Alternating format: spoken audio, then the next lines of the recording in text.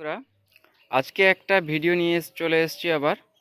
যে ভিডিওটা হচ্ছে কি, ছোট্ট গাছ প্রতিস্থাপন করার পরে যদি গাছে মুকুল চলে আসে তখন আমাদের করণীয় কর্তব্যটা কি হওয়া উচিত। দেখতে পাচ্ছ গাছটা একদম ছোট্ট, এটা গ্রাফটিংয়ের পরে একটা নড উঠেছে, তারপরে আর একটা নড উঠেছে, তারপরেই দেখো মুকুল ঠেলে দিয়েছে। এবারে আমরা কি করব, যে অনেকেই এরকম করে থাকে যে মুকুলটা তো দেখতেই পাচ্ছ খুব সুন্দর, তো গাছে একটা এত সুন্দর হেলদি গাছ, তো কি করব যে একটা আম তাহলে আমরা নিয়েই দেখতে পারি। তাতে করে কি হবে, আম গাছটা কিন্তু খুব দুর্বল হয়ে পড়বে। শুধু দুর্বল হবে না, এ কিন্তু মারা যাওয়ার সম্ভাবনা প্রচুর থেকে যায়। কারণ যখন আমরা জোর জবরদস্তি গাছে ফল রাখবো, তখন কিন্তু এর পুরো শক্তি পুরো খাদ্য কিন্তু ব্যয় করবে শুধুমাত্র তার ফলের দিকে। তো সেহেতু আমাদের কর্তব্য ফার্স্ট হবে মুকুলটাকে ভেঙে দেওয়া। এবার তোমরা বলতে পারো যে মুকুলটা তাহলে কোথা থেকে ভাঙবো। দেখো অনেকেই বলে যে মুকুলটা থেকে এখান থেকে ভেঙে দেওয়া উচিত, কিন্তু আমি বলবো না, একটু নিচ থেকে কাটো, এই রকম জায়গা থেকে কাটো। তাতে করে কি হবে, যে যদি আমি এখান থেকে কাটি তাহলে এই জায়গাটা থেকে 3টে থেকে 4টে ডাল বেরোবে, কিন্তু একই জায়গা থেকে এরিয়া থেকে উঠবে। তো জিনিসটা হচ্ছে কি, তখন 4টে ডাল কিন্তু সমানভাবে উঠবে না, ঠিক আছে, মানে সমানভাবে পুষ্টি পেয়ে উঠবে না। যদি আমি একটু নিচ থেকে কাটি তখন কি হবে, এখান থেকে একটা, এখান থেকে একটা, এখান থেকে একটা ডাল বেরোবে। সেই ডালগুলো কিন্তু একেবারে পরিপুষ্ট হয়ে বেরোবে। চলো দেখাই তোমাদের যে কোথা থেকে কাটবো এবং কিভাবে কাটবো, ঠিক আছে। দেখো আমি কিন্তু কাটছি, দেখো, আচ্ছা কাটার পরেই তোমাদের দেখাচ্ছি।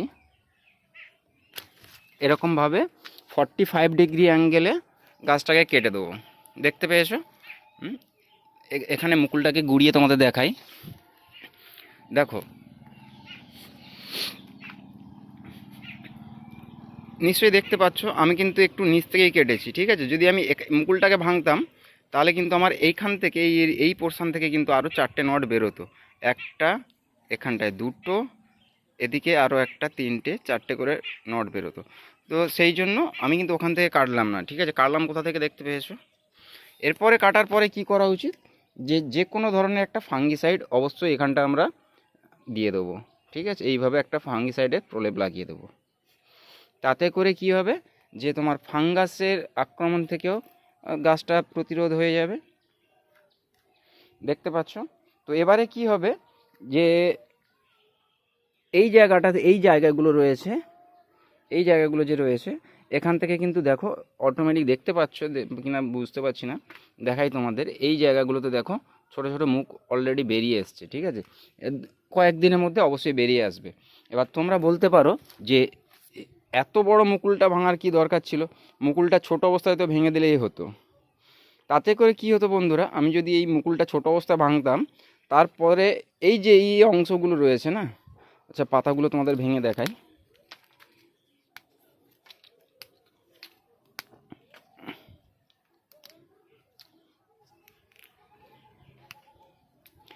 এবার দেখতে পাচ্ছ,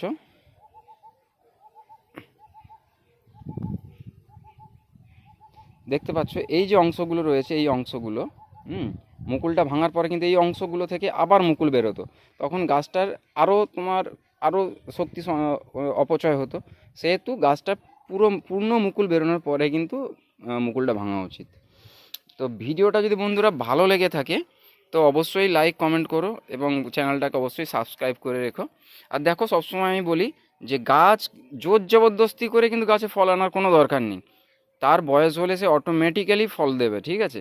তো সেহেতু গাছকে তার মতো করে ফল দিতে দাও, ঠিক আছে। সে তার যদি মনে হয় যে ফল ধারণ ক্ষমতা হয়েছে, সে নিজে থেকেই কিন্তু ফল দেবে। এবার অবশ্যই কলমের চারা, এবার তুমি যখন একটু বেশি মাটিতে দেবে সে কিন্তু ফল একটু লেটে আসবে, ঠিক আছে। আর আমার যখন এখান থেকে 3-4টে ব্রাঞ্চ বেরোবে তখন কিন্তু আমি 2-একটা ফল অবশ্যই রাখতে পারি। তাও বলবো না যে 2-4টে ব্রাঞ্চ থেকে যখন মুকুল আসবে তখন প্রত্যেকটা থেকে যখন প্রত্যেকটা এরকম শিক থেকে 3-4টে করে আম নাও, সেটাও বলবো না। প্রত্যেকটা ডাল থেকে একটার বেশি আম নিও না, ঠিক আছে।